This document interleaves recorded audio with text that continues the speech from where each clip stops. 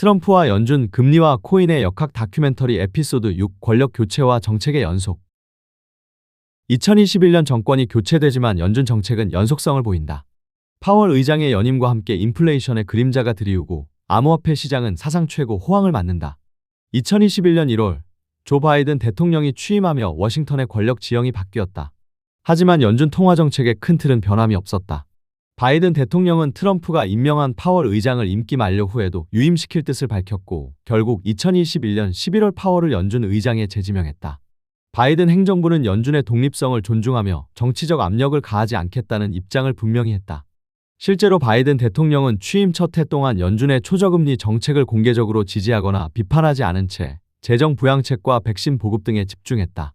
오히려 2022년 초 인플레이션 억제를 위해 연준이 금리 인상을 시작하자 바이든은 연준이 할 일을 한다며 힘을 실어주기도 했다. 트럼프 시대와 달리 백악관과 연준 사이에 표면적인 충돌은 보이지 않았다. 그러나 물밑에서는 새로운 도전이 부상하고 있었다. 코로나 위기 때 풀린 막대한 돈과 공급망 혼란의 여파로 2021년 하반기부터 물가 상승률이 가파르게 오르기 시작한 것이다. 파월 연준 의장은 한동안 이 인플레이션이 일시적 트랜지토리 현상일 것이라 판단하여 2021년 내내 금리를 0% 부근에 유지했다. 덕분에 자산시장의 파티는 이어졌다. 2021년은 주식뿐 아니라 암호화폐에 이르기까지 투자 광풍이 불었던 시기였다. 비트코인은 2020년 말 2만 달러대를 돌파한 이후 가파르게 상승하여 2021년 11월에는 개당 6만 5천 달러를 넘어서며 사상 최고가를 기록했다.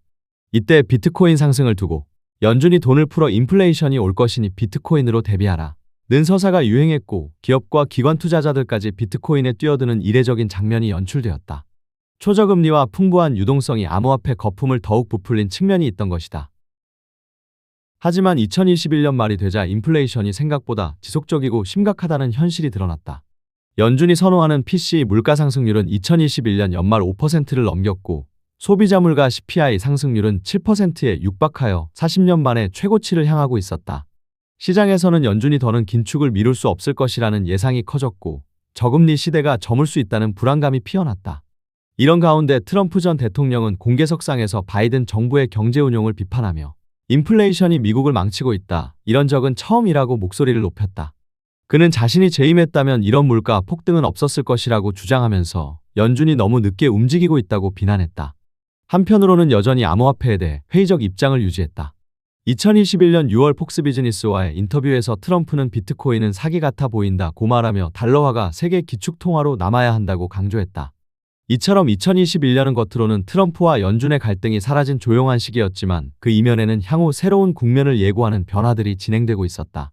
에피소드 6에서는 권력 교체기 연준의 연속성과 변화, 그리고 인플레이션과 암호화폐 호황의 교차 속에 다가오는 도전들을 살펴본다.